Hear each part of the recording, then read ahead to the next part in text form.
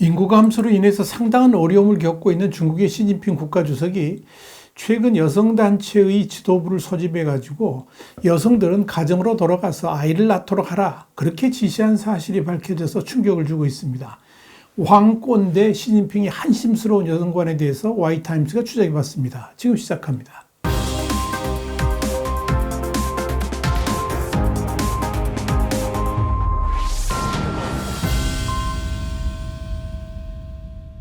뉴욕타임스는 현지 시간으로 지난 3일 중국의 남성 지도자가 전문의들을 향해서 결혼과 출산에 대한 관념을 바꿔 인구를 늘려야 되고, 이를 위해서 여성들은 가정으로 돌아가 아이를 낳아야 된다고 지시했다, 이렇게 보도를 했습니다.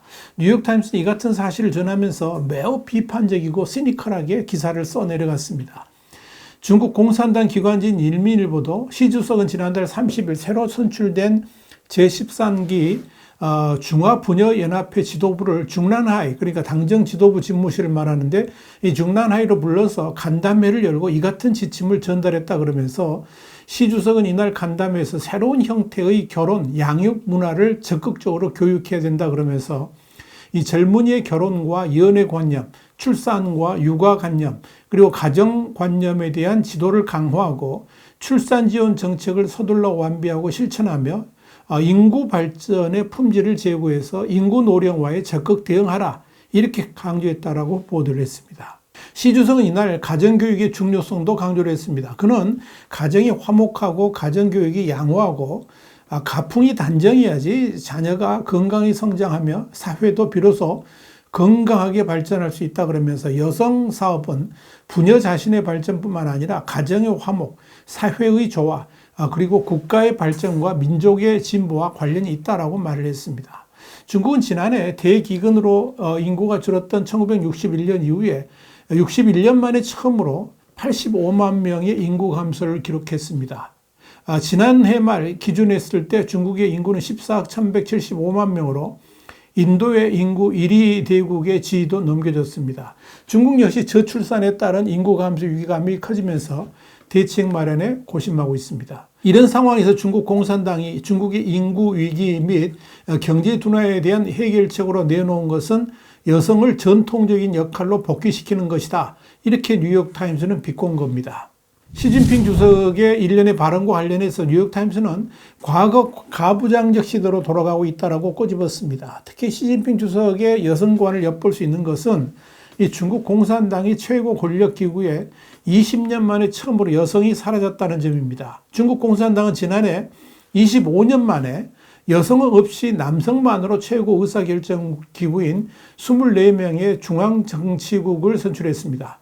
시 주석은 또한 이날 연설에서 여성이 가정으로 돌아가야 한다는 말은 했지만 과거와는 다르게 직장에서의 여성의 역할에 대해서는 전혀 언급하지 않았습니다. 뉴욕타임즈에 따르면 지금 중국 공산당은 인구를 늘리는데 혈안이 되어 있는데, 이를 위해서 필요한 최우선 과제가 여자들이 집으로 돌아가서 아이를 낳는 것이다, 이렇게 보고 있다는 겁니다. 인구학적 위기, 경기 둔화, 페미니즘의 부상에 직면한 중국 공산당은 여성을 가정으로 복귀시켜서 젊은이들을 양육하고 노인을 돌볼 것을 촉구하기로 결정을 한 겁니다.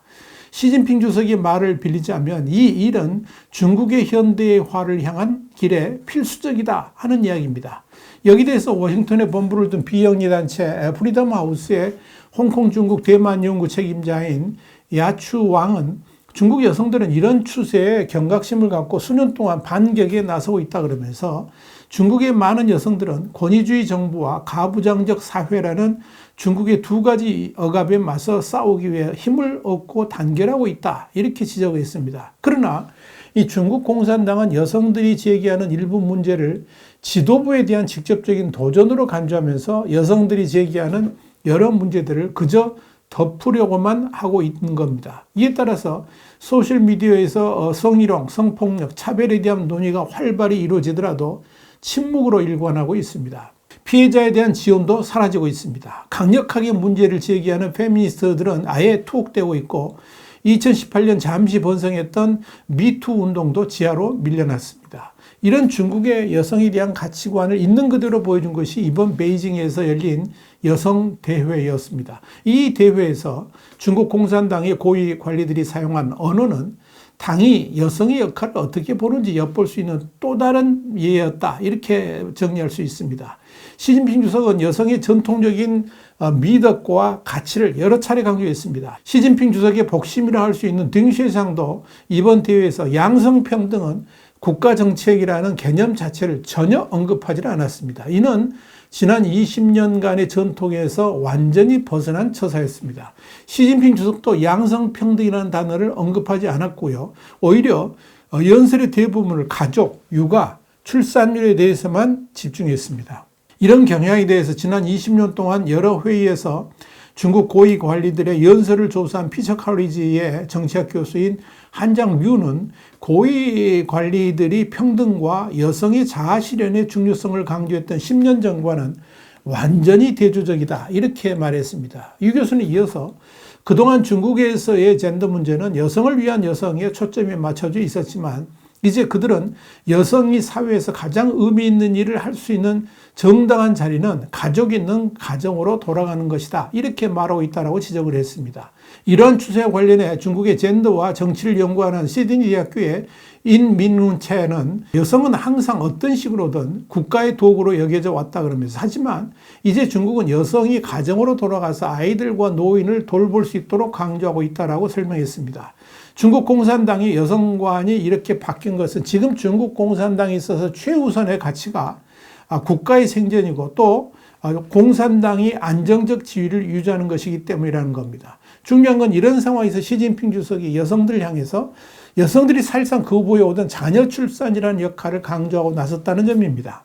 문제는 중국 대도시의 많은 젊고 교육받은 여성들은 경제적 독립에 만족하고 있고 자녀를 낳고 모든 것을 포기한다는 압박감 때문에 결혼을 꺼리고 있는데 이들이 시진핑의 지시를 어떻게 받아들이냐에 대한 문제가 남아 있습니다. 특히 청년들은 당장 일자리가 없어서 미래에 대한 모든 계획까지 포기할 수밖에 없는 처지에 몰려 있는데 그들에게 결혼을 하고 가정을 이룬 후에 출산을 해야 된다라고 지시하는 이 시진핑의 지시를 어떻게 받아들일지가 관건입니다. 뉴욕타임즈는 여기에 대해서 시진핑 주석이 여성들에게 출산을 촉구하고 있지만 당의 노력만으로는 중국의 인구 감소를 되돌릴 만큼 출산율을 높이기는 어려울 것으로 보인다 그러면서 아이를 갖지 않기로 선택한 여성에게 불이익을 주거나 소외시키기 위해서 더 많은 징벌적 조치에 기꺼이 의지하지 않는 한 시진핑의 명령은 이루어지기 힘들 것이다. 이렇게 전망했습니다. 그러나 이에 반하는 주장도 있습니다. 중국 공산당이기 때문에 가능할 수도 있다는 겁니다.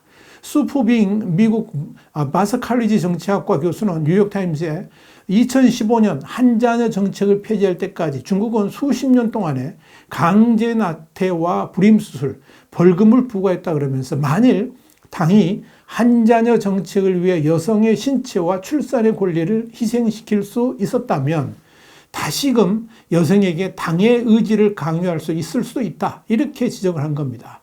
이런 수푸빙 교수의 전망을 보면서 아무리 중국 공산당이라도 그렇게 여성의 출산권까지도 국가가 강제할 수 있을지는 의문이 듭니다. 그러나 또 그런 나라가 중국이기도 하다는 점에서 참으로 씁쓸한 뒷맛을 남깁니다. 여성을 출산 기계로 보는 중국 공산당의 관념을 보는 듯 해서 그런 겁니다. 이래저래 시진핑의 왕꼰대에 가까운 여성관이나 여성을 출산 기계로 보는 중국 공산당의 개념을 보면서 새삼스럽게 중국의 한계를 엿보게 됩니다. 그런 나라가 바로 중국입니다. 와이타임 정세 분석이었습니다. 감사합니다.